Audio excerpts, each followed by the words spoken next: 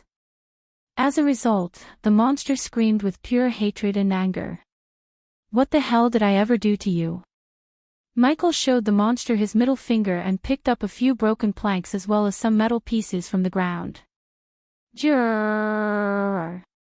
The monster screamed as loud as it could, and its roar sounded louder than the thunderclaps themselves. Michael quickly rushed his word as the monster seemed more pissed off after he showed his middle finger. "System, you fuck. Where are you?" He tried to summon the system, but once again, he received no response from the system. The last time the system went offline was when it screamed something about omegas. So Michi wondered if the system's unresponsiveness was related to the omegas. Michael didn't completely blame the system as he knew the system wouldn't go offline suddenly without reason. Still, he was pissed at the monster coming to kill him, and he had no one to blame. Inch by inch, the monster crawled out of the vortex. But suddenly, the monster screamed as it dashed out of the vortex, finally coming out. The monster began to fall from the sky. Michael wished the monster would break its legs or die when it hit the ground.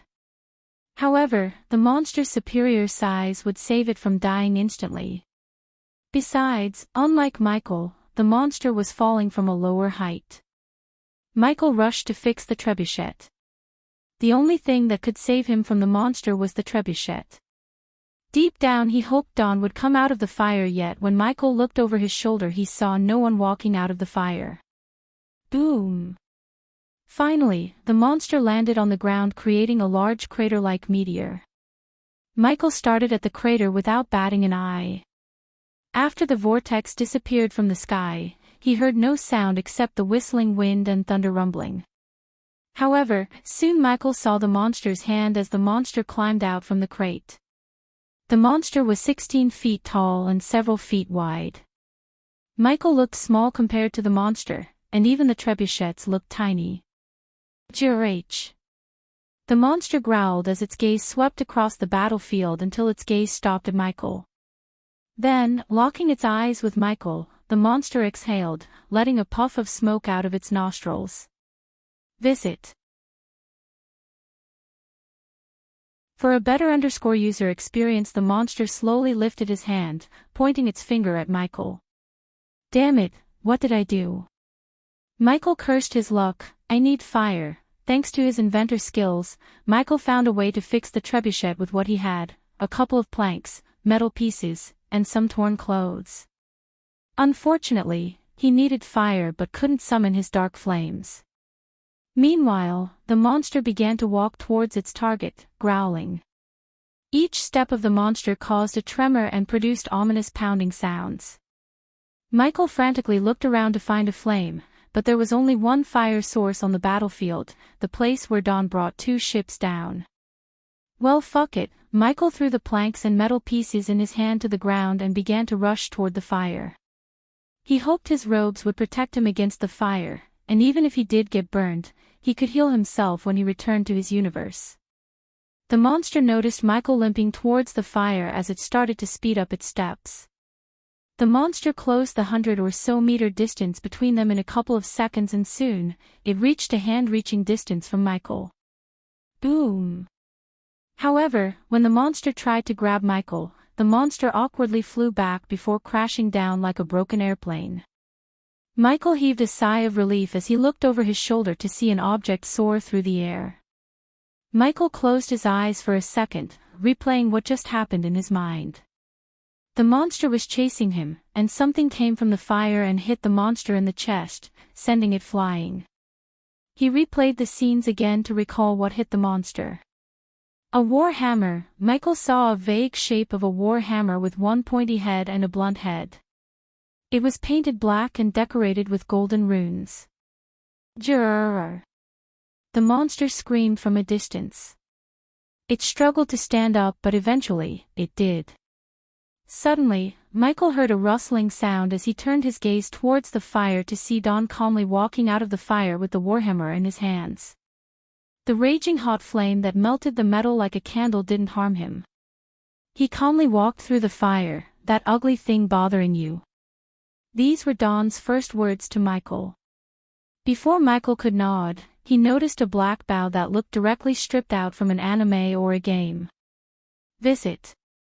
For the best no_vel_read_ng experience thud. Dawn put the warhammer down as he raised his bow. With another flick of his wrist, Dawn retrieved 6 black arrows and knocked them on the bowstring, surprising Michael. First, Dawn didn't look like a bow and arrow guy.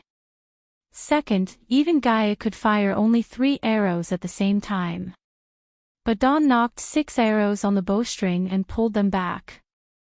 Dawn waited until the monster took a few steps toward them, and when it took its 5th step, Dawn released the arrows. As soon as the arrows left the bow, they created a shock wave that pushed Michael a step back. In addition, the arrows produced a loud bang like Dawn had just fired a gun. Boom! Boom! Boom! Boom! Boom! Boom! Michael heard loud explosions sweeping across the farm field as he noticed the monster's body parts starting from head to toe, exploding into red mist in a straight line. Michael heaved a sigh of relief when the arrows shattered the monster into pieces. Even after killing a terrifying monster, Dawn showed no expression on his face. The bow and warhammer vanished into thin air as he turned his gaze towards Michael. Come on, Ghost, we have a lot to talk about. Michael was stunned by Dawn as the latter called Michael by his name, just like Hunter. Cat, Michael noticed a dim glow in Dawn's ear. Teleport us back to Everlight. Michael sensed the air around him becoming colder and his vision blurred in a blink of an eye. Welcome to Everlight, Michael heard a sweet melodious voice from behind. The latest _AP_SODIes are on the website.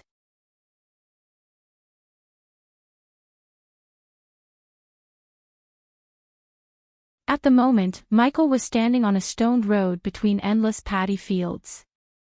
The fields looked like two golden bedsheets blanketing the ground. He could see another farm field far away from where he was. Instead of humans, the paddy fields were worked by all races. He was surprised to see the dwarves, elves, orcs, beast-men, and humans working together, and looking at the smiles on their faces, he could tell they were joyful folks. To be honest, Michael was stunned. The sight around him was too beautiful. The sweet smell of paddy and the sound of the fields dancing in the wind soothed his soul. His momentary bliss was abruptly cut short when he heard a melodious voice from behind. Only then did Michael realize that Dawn wasn't there. He slowly turned around, only to be stunned by the elf standing in front of him. She was beautiful, no, she was an angel. Her golden hair made the golden paddy fields pale in comparison. It danced around her shoulder as her hazel eyes stared at Michael with curiosity. She was the most beautiful girl among all the girls Michael had seen. No one could be remotely compared to her beauty, not even Gaia or Layla. The elf was in a different realm when it came to beauty. Michael had never felt speechless like this ever before. Her smooth skin, coupled with her perfect hourglass figure, stunned him. The emerald green robe she was wearing perfectly complemented her tall majestic body. You must be the Otherworlder, she smiled slightly, making Michael's heart skip a beat. But Michael quickly snapped out of being mesmerized by the beauty. Otherworlder. Michael questioned, where are my manners? I am Admiral Cameron, and you, she blinked curiously, must be Ghost, one and only. Michael smiled, knowing there was no point in hiding his identity when obviously she knew about him. Because of Michael's focus on Admiral and her beauty, his brain didn't process the majestic castle on the horizon. The castle tower stood way above the clouds while the magnificent waterfall behind the castle helped the sky form a beautiful rainbow across the castle. The scenery looked stripped straight off from a fairy tale book. Michael had never seen such a huge castle in his life. Countless round towers formed a protective barrier all around the castle and they were all connected by lower, chunky walls made of gray stone. Just as the towers, countless windows scattered here and there in the walls asymmetrically, along with asymmetric crenellations for archers and artillery. Compared to the castle of Everlight, the Guardian headquarters looked like a shabby house. The farmers working the fields waved their hands with full smiles at Admiral as they walked towards the gate. The castle ground was guarded with great metal doors, a regular bridge, and large crenellations. As they were walking towards the castle gate, Michael noticed a group of elven and human girls approaching them with buckets full of flowers in their hands. When they saw Michael, they stopped gossiping as they just stared at him without batting an eye. Visit. For a better user experience of Lady Admiral, they quickly bowed and greeted Admiral. Didn't I tell you to call me Admiral when Night and Dawn are not around? They let out a reluctant smile as Admiral noticed some of their gazes on Michael. Each and every girl in the group was pretty enough to rival the most angelic beauties in Michael's world. Lady Admiral, one of the elves threw a glance at Michael, he is our guest. So behave yourselves. Oh, the girls pouted as Admiral and Michael continued their journey towards the gate. How may I address you? After the girls walked past them, Michael asked Admiral. Admiral works just fine.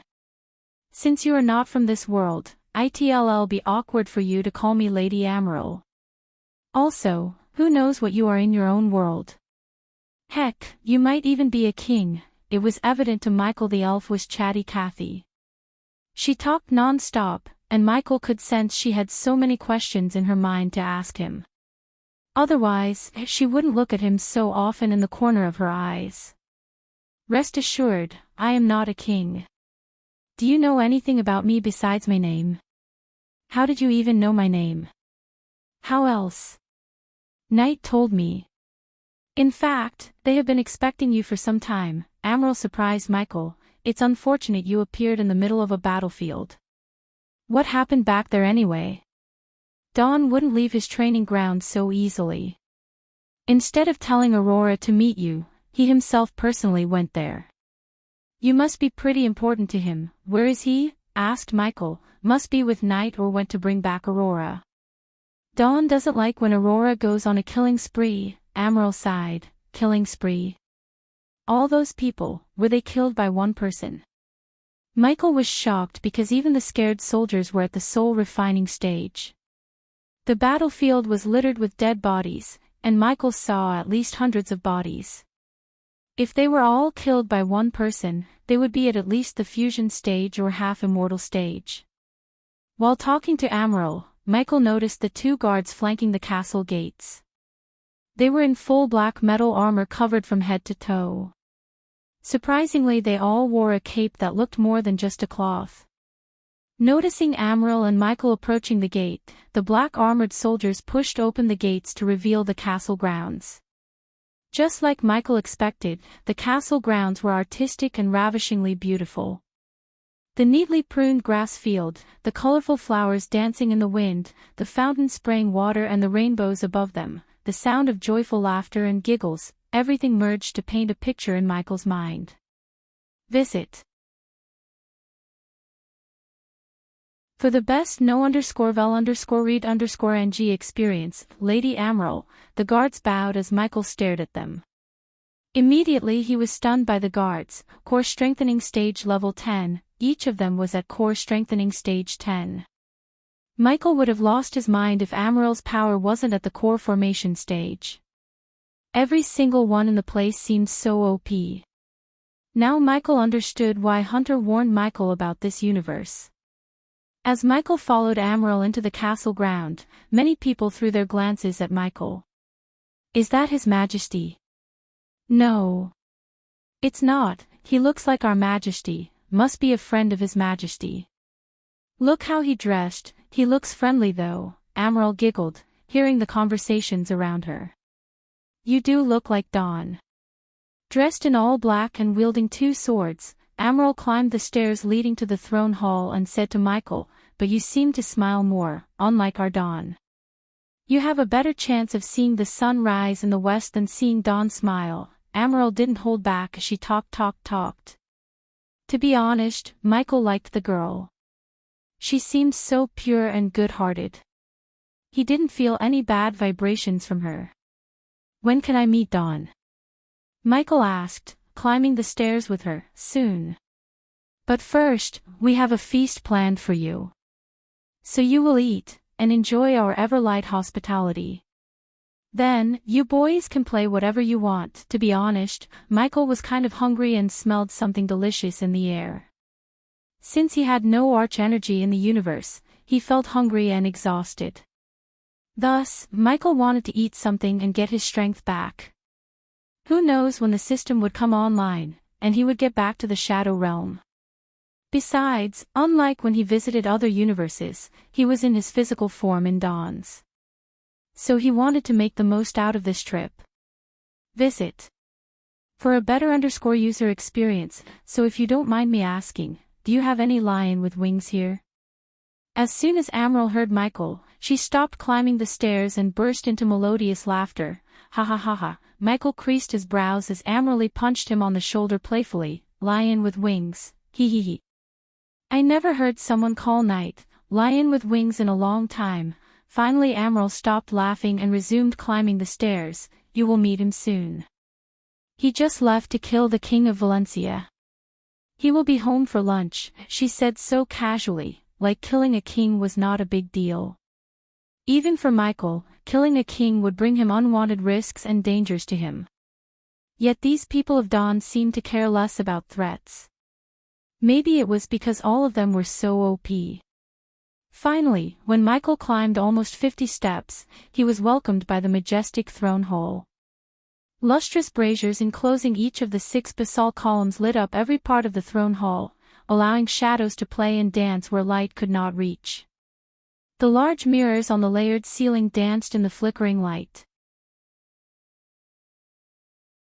At the same time, statues of Dawn and Night looked down upon the grey wood floor of this extravagant hall. A verdigris rug ran down from the throne for a few meters before ending, while ribbon banners with golden tufts dangled gently from the walls. Between each banner hung a lantern. They've all been lit and illuminated the mosaics of various persons below them. Huge, stained glass windows depicting ancient legends were concealed by black draperies as the curtains were adorned with impressive needlework and jewels. At the end of the throne hall, the throne of Dawn sat majestically upon an elevated platform, looking down. The throne resembled several dragons coiling around each other, forming one domineering throne to rule the world. The throne sat beneath the overlooking statue of a dwarf holding a battle axe. It was adjoined by several large but far less ornate thrones for the founding members of Everlight. The throne was covered in textured, layered marks, and a gem-encrusted head of a dragon was fixed on each of the elegant armrests. The light pillows were dark verdigris, which had also been adorned with ornate plumes. Those wishing to witness dawn could do so on the many lightly illuminated wooden benches, all of which were facing the thrones. "Where is that little brat?" When they both stepped onto the silent throne hall, Amaral looked around. Boo! Suddenly, Michael felt rustling behind as his instincts kicked in. In a blink of an eye, Michael unsheathed his sword, turning around. However, as soon as Michi turned around with his two swords, his hand stopped because a teenage girl was floating in the air with a bright grin on her face. Visit. For the best no_vel_read_ng experience, did I startle you? The girl tilted her head with a playful haughty smile as Amaral stepped towards Michael. "Cataly, you shouldn't scare people like that."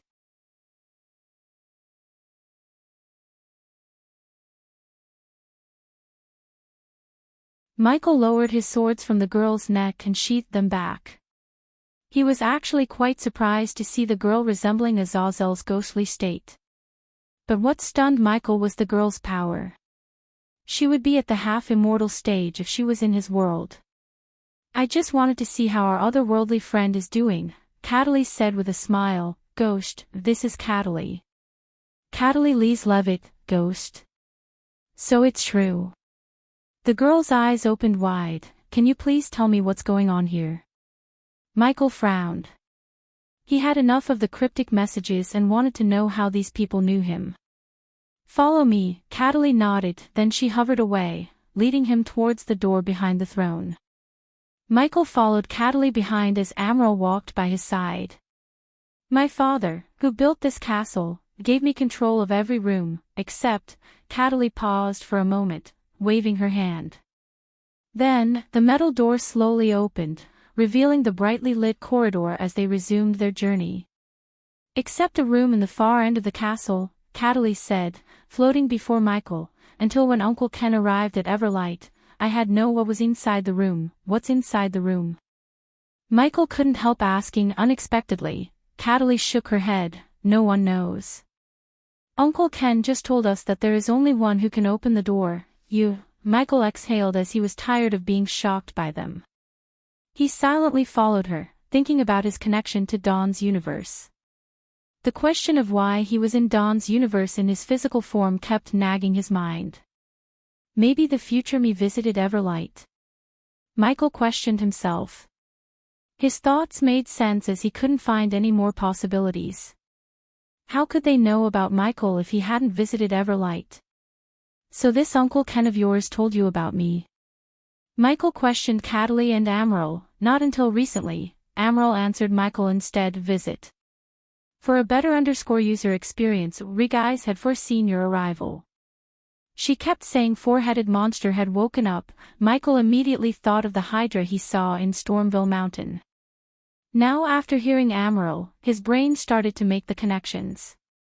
He recalled Hunter's words to him, "You reek of the Queen's scent, Ghost. If I am right, and I usually am, you had already come across one of her generals." At that time, Michael only guessed it could be the Hydra in the Stormville Mountain. When I say generals, it's not the human generals you might have met. These abominations could end all life on a planet within a few hours.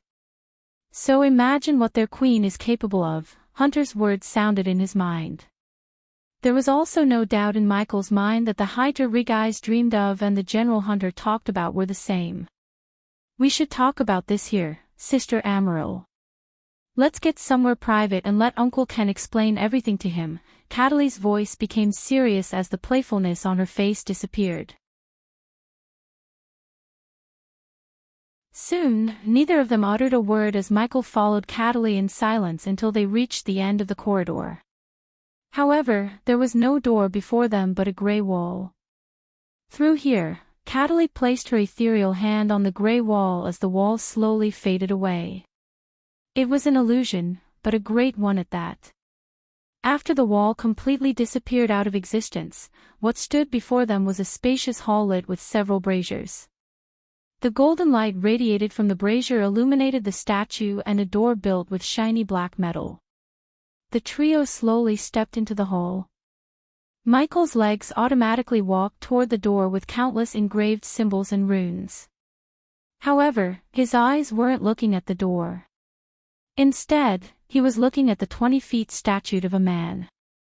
The statue resembled a man holding two swords as his long coat fluttered behind him. Although the face was not distinguishable, Michael knew the man. It was him. Someone had built a statue of him and put it in the hall. But why and how? That was Michael's question. "That's you." Suddenly, Michael heard a deeper, wilder, and stronger voice. It was a sort of heavy, golden voice. The voice made him turn around, and when he did, he saw a white-furred lion with majestic wings gracefully walking toward them. "Knight," Michael mumbled after being stunned by the lion. It had such grace. No matter how hard Michael tried, he couldn't sense Knight's cultivation level. However, he felt the distortion in the space around him, indicating Knight's power. Being mesmerized by Knight, Michael almost failed to notice the gray-haired man walking behind Knight. It's really him, the ghost. He is a myth no more," the gray-haired man stuttered as his face became pale. "Do I know you?" Michael asked. No, but I know you. Only a few people know you." Visit. For a better user experience, but now he's the only one, Knight interjected, circling Michael. "Please tell me what the hell is going on here," Michael asked the old man. "By the way, he is Uncle Ken." Amril quickly introduced Ken to Michael. "To explain, I need to first tell you where I came from." Ken, the gray-haired old man, sighed as Knight came in front of Michael. "I came to Everlight from the future. So everything I know and am about to tell you has happened in the future, and that future has become our past." Michael listened to the old man without batting an eye or uttering a word. "In the future or the time I came from had mentions about an otherworlder who visited Everlight in dire times. There wasn't much about this otherworlder except his name Ghost. According to the ancient scripts, Ghost helped Everlight and fought beside His Majesty Dawn's descendants. But only a few knew his origins. In return for his help, His Majesty's descendants and the Founder's descendants built this room." Michael looked around the room. His heart beat raised while he tried to wrap his mind around what Ken said. There was no mention of why Ghost helped or what he received in return. "However, I believe this room contains more about your visit to Everlight in the future." As he said, Ken took a couple of steps and touched the metal door. "Before I traveled to this timeline from mine, we faced something that threatened all of our existence. At that time, we were desperate. We tried to open this door as we believed if we could somehow summon the legendary Ghost, we could survive. But we failed." When Ken looked at Michael, he could see the pain in Ken's eyes. "Only you can open this door, Lord Ghost. Whatever you're looking for, it's in there." Under their curious gazes filled with excitement and anticipation, Michael stepped towards the door, placed his hand, and expected something to happen. As soon as he touched the door, Michi felt electricity running through his spine, followed by acute pain in his brain. System back online. Michael heard the system sound and felt a tremendous pressure lifted from his shoulder. He wanted to question the system, but before he could talk to the system, the door produced a creaking noise, slowly opening. Everyone took a step back as the door opened inch by inch. They all waited for the door to completely open, revealing what the room had been hiding for centuries. Finally, the door wholly opened, and they all saw an empty room with a shield and a golden parchment inside a glass box. Michael was surprised because he had imagined a shield in his mind, and the shield inside the glass box looked just like the one he had imagined. It was black, round and had a crimson-red skull in the center. There was nothing besides the glass box in the center of the room. Michael did not wait for them but walked towards the glass box. When he reached the glass box, he cautiously looked around it to see an opening, yet found nothing. "Did you feel that?" Suddenly Knight questioned the others. Michael looked over his shoulder to see everyone looking confused. For a better user experience, I can't feel any energy. Even Knight wasn't spared from the phenomenon. Finally, Michael turned around and sensed no power coming from them, none at all. At that point in time, everyone became powerless. The void spell. Michael immediately recognized the phenomenon as the work of a void spell. "You know about this, don't you?" Instead of panicking, Knight remained calm. Michael nodded, but after nodding, he turned around to look at the shield. "I have a feeling we should read that parchment," Michael said. "Catelli, open that box." Emerald frowned as Catelli waved her hand. I can't." Catelli shook her head. After seeing Catelli shaking her head, Emerald rushed at the glass box and tried to lift it, except she couldn't even move the glass box an inch. "Let me try." Michael placed his palm on the glass box. Boom. Shockingly, Michi punched the glass box. Just hearing the sound of his fist hitting the glass box pained Emerald's hand. But he beat again and again as the glass box started to crack. "Shit, you're bleeding." Emerald noticed the blood on his palm but did not slow down. His persistence surprised Knight, and he watched Ghost break the glass box with his hands without giving a damn about the blood. Cling. Finally, after withstanding hundreds of punches, the glass box shattered, and so did Michael's knuckles. Still, Michael ignored the pain, reaching out for the shield with his broken hands. Ding! Congratulations to the host for acquiring a legendary class item, the Ghost Shield. The host's darkness manipulation has increased to 25%. As soon as Michael grabbed the shield, he heard the system notifications in his mind. Does the host wish to convert life energy into arch energy? The conversion will cost the host 50,000 badass points. After conversion, the host will be able to use cultivation power for a week. About time system, the latest _AP_SODIES are on the website. Amaral and everyone in the room were stunned when they saw Michael turn around with a grin on his face. Of course, no one with broken arms would grin except him.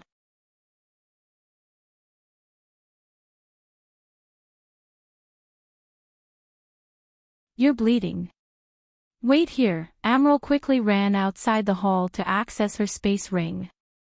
Meanwhile, Michael's blood dripped to the ground droplet by droplet through his broken knuckles. Knight could even see some broken bones sticking out of his fist. Still, Michael grasped the shield tightly. "I didn't think this room had a void array." Knight creased his brows after hearing Michael's calm words. "You're familiar with the void effect?" asked Knight. Michael nodded and signaled Ken to grab the parchment upon the red cloth. "Then tell me, Ghost." Knight began to circle Michael, and every step Knight took had the king's grace. "Have you ever met the cannibals?" Seeing the frown on Michael's face, Knight rephrased his question. "Have you ever met skinless ugly as fuck creatures?" "Met them, killed them, burnt them," Michael said indifferently. "They use these arrays to make the atmosphere void of any energies." "Not only them," Michael interjected. "Knight, from where I come from, there is a dormant hydra. An entire continent has been void of any energy because of that hydra. And I have a feeling you know who might be the boss of that hydra." Knight stopped circling as Amaral entered the room again with a blood-red potion in her hand. "Here, gulp this down. It won't work." Michael and Knight said the same thing at the same time. "What?" Since Amaral wasn't very familiar with void arrays and their effects, she looked at Michael and Knight, creasing her brows. "My lord." Ken took a step forward and handed over the parchment to Michael, but he couldn't lift his hand to take the parchment. "Conversion has been completed. Does the host wish to nullify the void array's effects on yourself?" It would cost the host 30,000 badass points. Yes. Following his acceptance, Michael felt an acute pain all over his pain.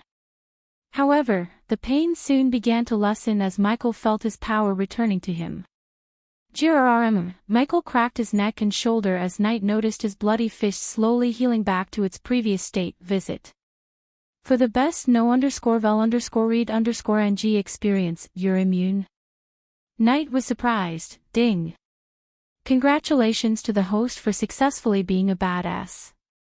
The reward is 10,000 badass points. Ding. Congratulations to the host for successfully being a badass. The reward is 15,000 badass points. Ding. Congratulations to the host for successfully being a badass. The reward is 12,000 badass points.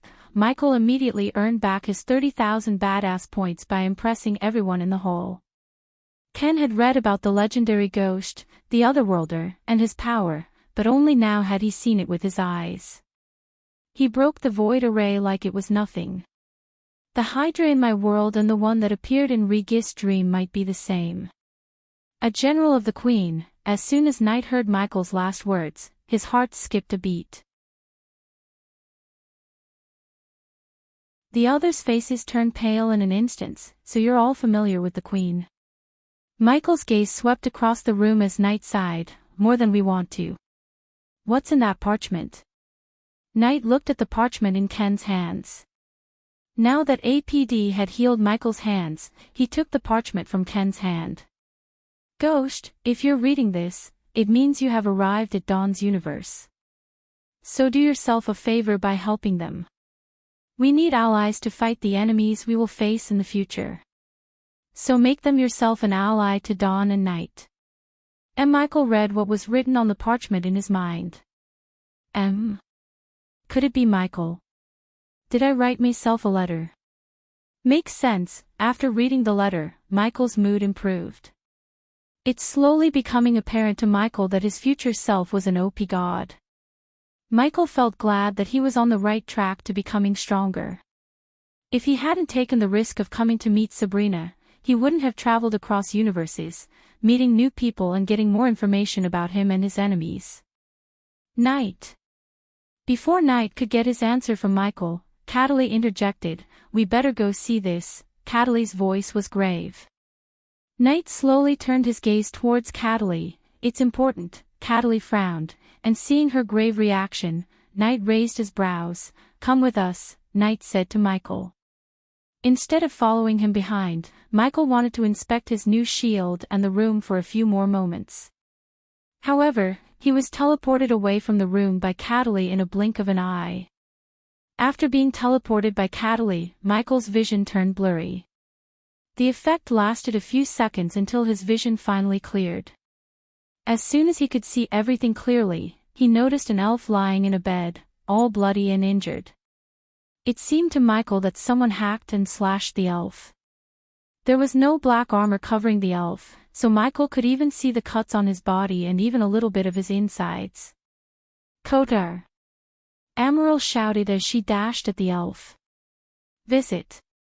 For a better user experience, Michael patiently looked around the infirmary to see countless comfy beds in neat lines and several men and women running around the hall carrying trays. Probably with healing potions and medications. Amaryl immediately forced a healing potion down Kotar's throat, but unlike she expected, the potion did not heal him.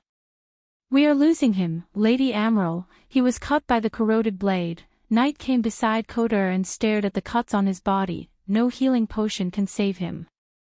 Keep giving him life energy using the apex and put him with the others." Although Knight was burning in anger, he did not show it in his voice. Only Michael and Cataly noticed the anger in his eyes. "What's this?" Knight raised his paw and pulled something out of Kotar's pocket. "General Knight." After sensing the air around the get chillier, Ken reluctantly called Knight. "They have Yuki." Michael had no idea who Yuki was or what she was to them.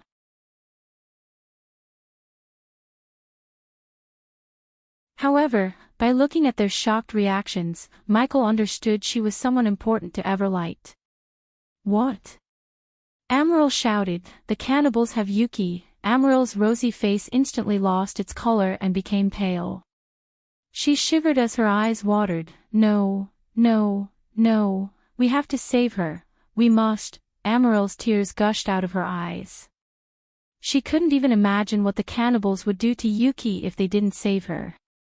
They want Dawn to come to the withered forest. Alone, a dark purple flame engulfed the bloody piece of paper in Knight's hands as silence occupied the hall until Michael decided to follow the rods of his future self. Step aside. Michael gently pushed aside Amaryl and stepped towards Kodar. The elf on the bed lost so much blood. Hence, Kodar looked pale, yet when Michael looked closer, he saw dark veins spreading out from the cuts. Kodar tried to say something, but every time he opened his mouth, only a white form escaped his mouth. System scan his body. Michael paid 5,000 badass points to scan Kodar's body. What are you doing? Knight asked when he saw Michael place his hand on Kodar's chest, curing him. Michael did not take his hand off Kodar for a few moments. Can you cure him? Amaryl finally broke the silence. Amaryl had seen many of her people enter a state of coma after being cut by the corroded blades. Although they were keeping them alive using Apex, there was no certainty they would wake up from their coma. In simple words, they were as good as dead without a cure.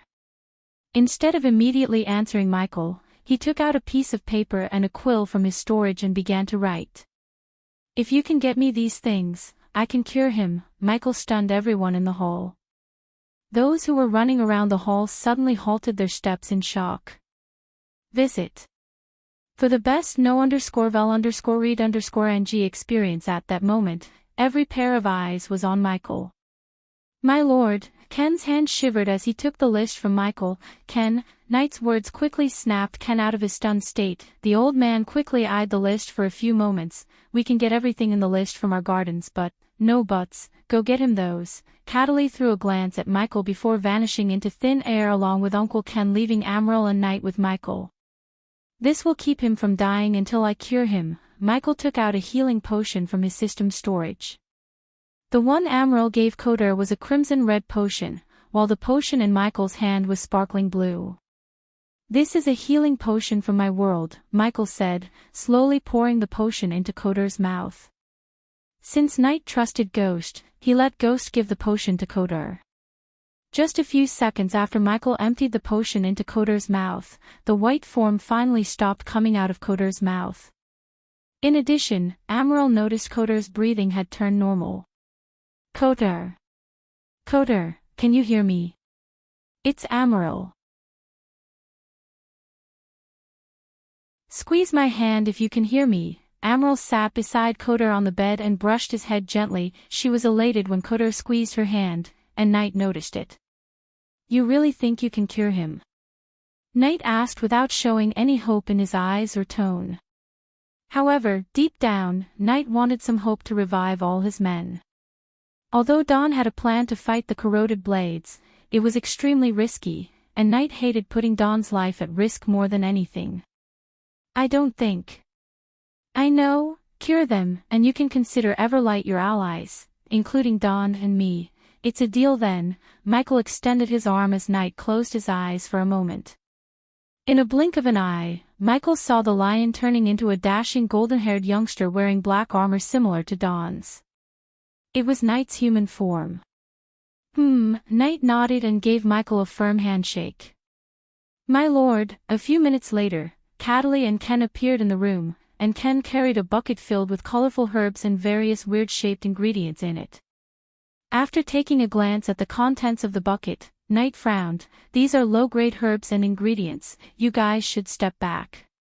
It's gonna get hotter in here, Michael smirked, raising his hand. Then, under their curious gazes, Michael conjured his alchemy flames. You are an alchemist? Cataly asked out loud the question that emerged in everyone's minds. The best, visit. For a better _user experience.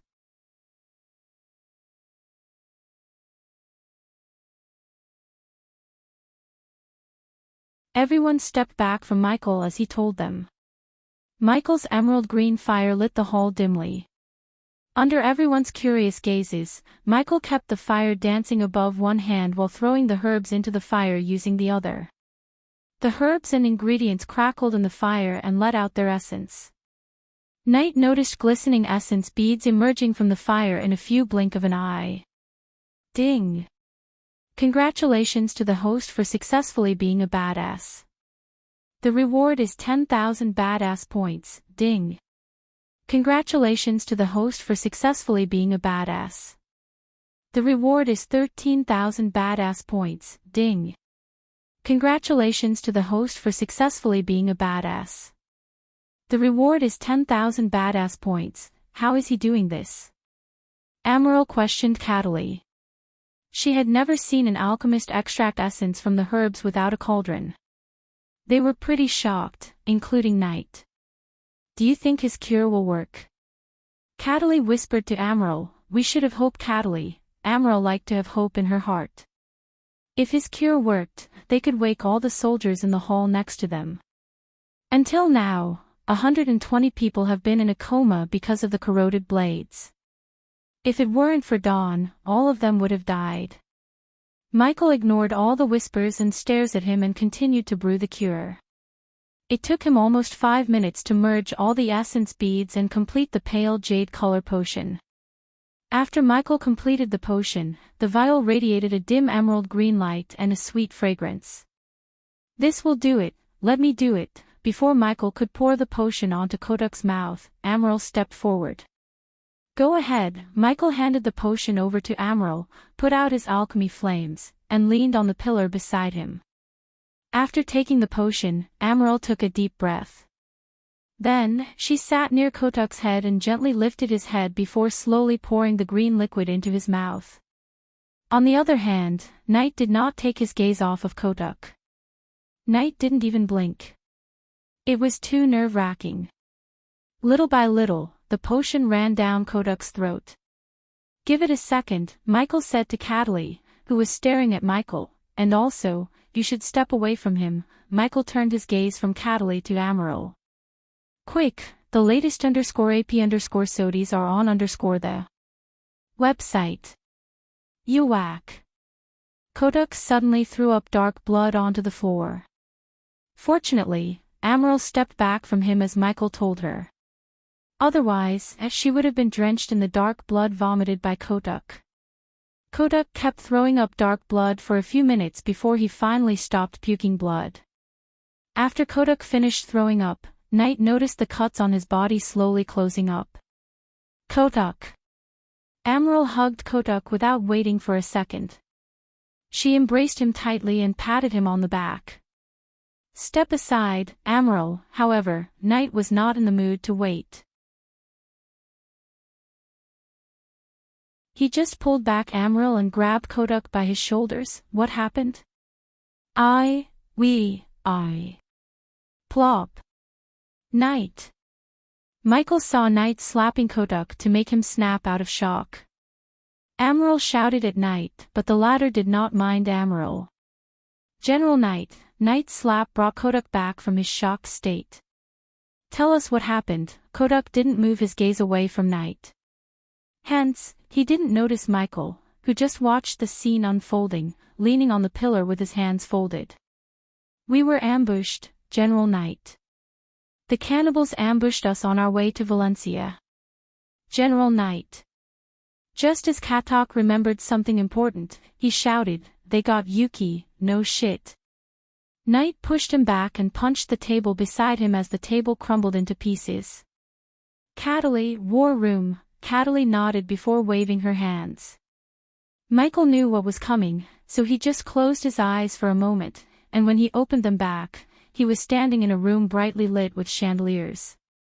They stood around an oak table with several maps. Visit. For the best know_vel_read_ng experience, how did they know about our route? Ken asked Cater, who had no time to process what just happened to him or how he survived. I don't know, my lord. They just jumped our carriage and took Yuki. I tried my best. Please forgive me for failing you, General Knight. Catrick dropped to his knees before Knight. You did nothing wrong. Get up. Knight pulled him up by his shoulder and looked at everyone in the room, including Michael. First things first, Ghost, can we recreate the option you made us after you leave? Yeah, I can write down the formula and make it easier for them. You should have no problem mass-producing them. Knight nodded as Cataly heaved a sigh of relief. While Knight was thinking about his next move, Michael took out the shield from the system storage and admired the beauty and the craftsmanship. What kind of metal is this? Michael mumbled under his breath, looking around the shield. This round shield was made from a sturdy but lightweight metal. It could easily offer heavy-duty protection, especially against crushing attacks and arrows and bolts. The shield's edges were enhanced with thick metal plating and decorated with a scaly texture.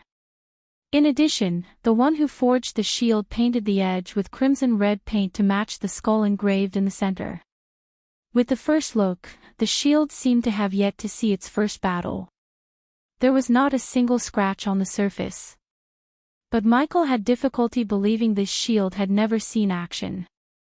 One thing was sure, Michael would soon test the shield in action. But although the shield would provide a great defense in a battle, carrying it around would ultimately restrict his swordplay. That's where Draven's retractable shield device comes into the picture. I need to place a summoning rune on it. Michael quickly recalled how Eve summoned her hammer after throwing it at her foes. It would be troublesome if Michael had to find the shield after he threw it at his foes. Therefore, Michael planned to make Elidor place a summoning rune on the shield. Of course, to do that, he had to first leave Dawn's universe. Unfortunately, it was not like Michael had a choice. Rather, it was up to the Shadow Realm. Until it decides to take him back, he was stuck in this universe. What are we still doing here? Let's send our men to rescue Yuki. We know where she is. Amaral raised her concern and tried to rush Knight. It's not that easy. First, we don't know for sure that's where they are keeping Yuki. Second, it's obviously a trap to capture Dawn. The Withered Forest is a void zone. Not even Dawn can use his powers there. Knight's brows arched up as he explained, they expect Dawn to come alone, and I won't let him go alone. He has enough problems as it is. We will figure this out on our own. Brother Knight is right. We can't let Big Brother walk into a trap. If he tells him about Yuki, he will go there. Although I believe the cannibals have no chance against Big Brother, it's not rational to walk into a trap knowing it's a trap. Ken nodded after hearing Cataly. General Knight, Ken called Knight, only our men knew about the carriage in Yuki. So how did the cannibals manage to ambush it? Could it be just a coincidence? Ken couldn't help asking the obvious question. After Ken's question, the hall fell into silence. Visit. For a better user experience, isn't it obvious? Michael finally broke the silence and didn't even take his gaze away from his new shield. What is? Amaral asked Michael. You have a spy among your men. Michael expected some kind of rebuke from one of them, especially from Amaral, who seemed to love her people a little too much. However, they surprised Michael by staying silent. Michael had no idea how much they went through and suffered to get to this position. They were not naive people, not even Amaral as Michael thought. Although everyone was thinking about the same deep down, hearing it out loud from Michael churned terrible feelings in their guts. We are running out of time. The note mentioned the cannibals would kill Yuki if they didn't see Dawn in 2 hours. Knight's voice stunned Amaral. Then we all go swords blazing and kill every single piece of scum. I will reduce them to the ground if I have to. Calm down, Amaral. Even if we send thousands of our elites, they would be sitting ducks once they entered the Withered Forests. General Knight is correct, Lady Amaral. The Withered Forest is their domain. They hold absolute power there. Then what do you suggest? Let them eat Yuki while we stand here doing nothing. Do you think Dawn would sit still if he knew Yuki was in danger? Hearing their conversation, Michael's respect for these people reached a new height because they knew he was immune to the void array, yet none of them asked him to risk his life. Instead, they were trying to figure out a solution on their own. Dawn saved my life. So let me return the favor. Michael's calm words swept across the hall, immediately drawing their attention. Don't even think about it. You're our guest. We will not ask you to risk your life for us. Cataly appeared before Michael in an instant, shaking her head frantically. You are not asking me. It's my choice. Just show me where they are. Michael stepped towards the table, facing Knight. Unlike the others, Knight could see the confidence and sense the power radiating from Michael. The magical fluctuations around Ghost were crazy. Thus, Knight was confident Ghost could rescue Yuki and survive in the withered forest. Michael couldn't wait to get drenched in badass points and show what he was capable of to the people of Everlight. Besides, he might even get a chance to test his new shield. Cataly, go with him and show us everything happens. Michael almost wanted to kiss Knight. If they could see him in action, that would make the system rain badass points which he could use to get stronger before reaching the Shadow Realm. Will she be in danger? Asked Michael. No. They can't hurt me, and I can't hurt them. But I'll be able to shadow you and let Knight see what I see, Cataly explained to Dawn as she prepared to teleport him to the withered forest. Visit. For a better user experience. You're tuning into the Path of the True Immortal YouTube channel. Don't forget to subscribe and join us on this journey to catch the most captivating stories.